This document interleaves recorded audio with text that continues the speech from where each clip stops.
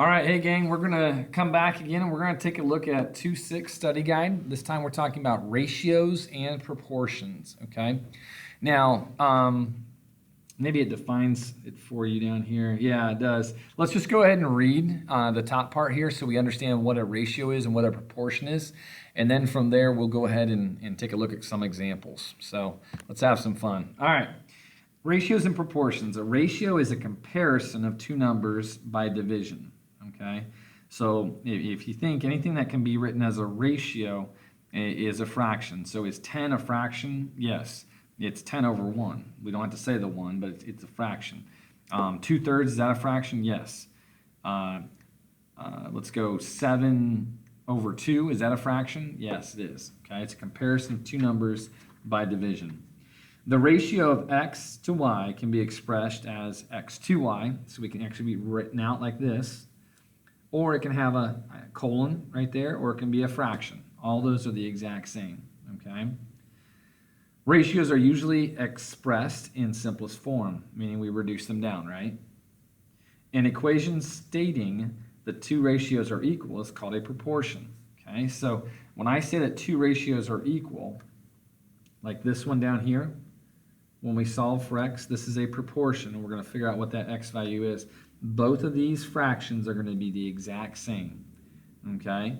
And I'll show that to you here in just a little bit, okay? The next part says, to determine whether two ratios form a proportion, express both ratios in simplest form, or check for equal cross products, okay? Now, I don't know if you have talked about cross products or cross multiplying, but that's what they're talking about there. So, if I think about 1/2 and 16 over 32, all right, are they equal? I hope that you're thinking yes, because if I multiply the numerator by 16 and the denominator by 16, I have equal ratios. They're both 16 over 32 or 1/2. Another way to do it, here's a handy dandy calculator. If I use my math button and I go back to fraction, if you guys have your TI-84 Plus, this is really cool. If I do 16 and then I do 32 and press equals, guess what? It simplifies the fraction for me. Booyah. All right, so yeah, we have 1/2 right there. Now, to figure out the cross products, here's how we can do this.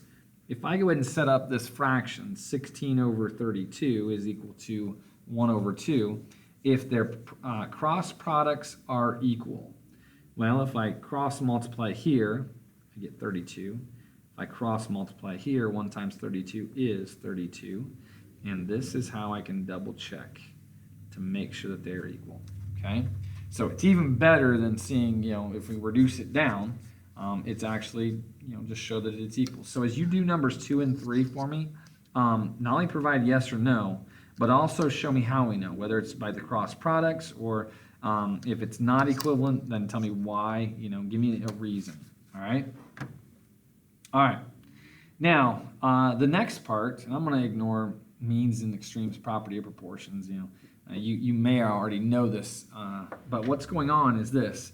We're going to figure out a value of x that both of these ratios are equal. Okay, again, that's the definition of proportions. So what are we going to do? It says cross products here. They multiplied 5 times 10 and 13 times x. So 13x equals 50.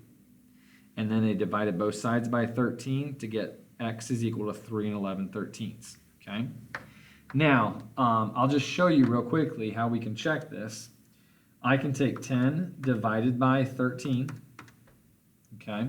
And I've got that 0.76923 that you see there. And I can take, now here's how I can do it, 3 plus 11 divided by 13. That's 3 11/13 right there. Divided by 5, and we get the same exact number. Now remember that handy fraction button. Here's what I'm going to do. I'm going to go back to that fraction button. I'm going to press, hold on. Let's go back one more time. I'm going to press, no, we can do that. Let's press enter, okay? Clear that. Try one more time. Okay, so here's what I'm going to do. I'm going to put 3 and 11/13. And we're going to divide that by 5. Actually, you know what? Yeah, I'm going to divide by 5. That's another way you could do it. 10/13. It reduced down, okay? I won't tell you that it'll give you that every time, but that was nice. It worked out that way. Okay? So, with that being said, let's go to the back side here and look at a couple of problems. Notice in number 1 we have a -3. Just be careful there. Okay? Let's do an easier one. Let's see here. Let's just do this one. Okay. So, solve each proportion. If necessary, round to the nearest hundredth. Okay? Now, hundredth, remember, is 2 places after the decimal. We have tenths place, hundredths place. Okay? 2 places after the decimal. So when I cross multiply, this is 2x.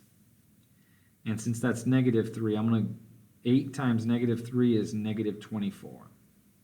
Okay? Now, how do I get x by itself? I'm going to divide by 2, and x will equal -12. Okay? Now, again, I can check this by taking 2 divided by 8.25, -3 divided by -12.25. Okay? So, again, you can double check your work there as you work through those. Now, we'll do 2 more. Let's see here. To me, that looks like a 4. I think that's 4 over b minus 2 is equal to 4 over 12. Okay, so just keep that in mind on that one. Let's do number 11 here. Okay, we'll go in order. Number 11, if I go ahead and do that, zoom in just a bit. Clean that up a bit. There we go, okay. When I cross multiply 12 times 1.5, that's going to give me 18, okay? When I cross multiply x times x, that's going to give me x squared, okay?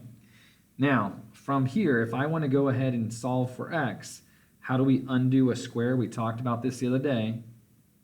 We're going to square root, okay?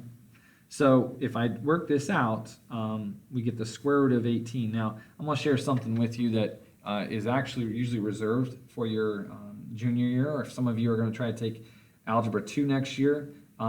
This is an Algebra 2 concept here, so don't be confused by this. But if I want to go ahead and simplify this radical, okay, this may be, as I say this may be a bonus opportunity for you one of these days. If I want to simplify this radical, what perfect square goes into 18 evenly? Well, it's 9 and 2. 9 is a perfect square, okay? Now, what does the square root of 9 equal? As it comes out from underneath the radical, the square root of 9 is 3. So you could write it like this, 3 radical 2, okay? Now, just to show you, it's kind of too close here. Maybe I'll move this over, okay? Just to show you real quickly, if I take the square root of 18, okay, you see there it's 4.24, so on and so forth. If I do 3 square root 2, we get the same exact thing. So nearest hundredths place, if we were to go ahead and do this, I'm going to say is approximately 4.24, okay? That 2 right there tells me to keep the 4 like it is. Don't change it, okay? The 2 here says keep that 4 there. If it was nearest thousandths place, which would be this 2, the 6 would bump that 2 up to a 3, okay? 5 or more, raise the score, 4 or less, let it rest. Okay, I think that was a phrase that one of my former students shared with me. Okay? All right, now let's go on to number 3 here. Okay, and here's what we're going to do. Actually, maybe we should do this. Can we check that last one? Okay, well, if I check that, if I take the square root of 18, now something I want you to see real quick, as I type that in, I have to click to the right. Maybe get this a little higher so I can see better.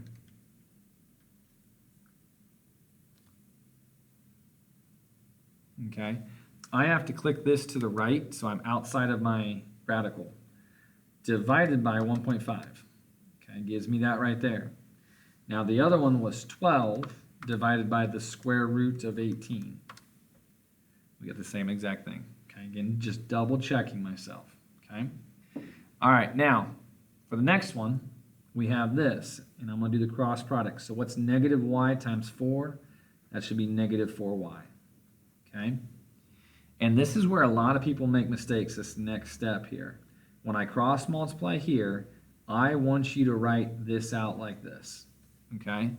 The reason is, a lot of times people will multiply the first two, but they won't multiply the second two because we need to distribute that through the parentheses.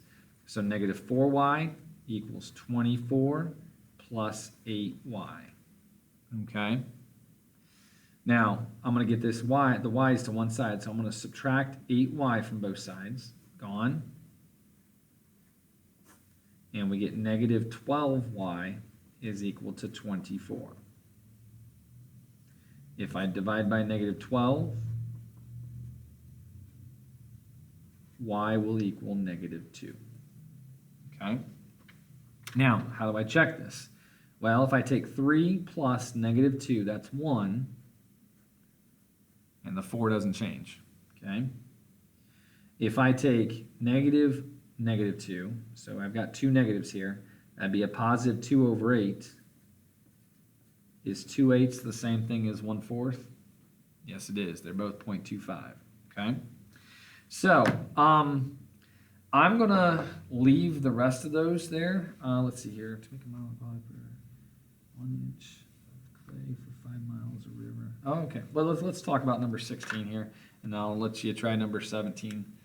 See if you can do that one. So here's what it says. It says this. To make a model of the Guadalupe riverbed, Hermie, nice name, Hermie, use 1 inch of clay for 5 miles of the river's actual length. His model river was 50 inches long.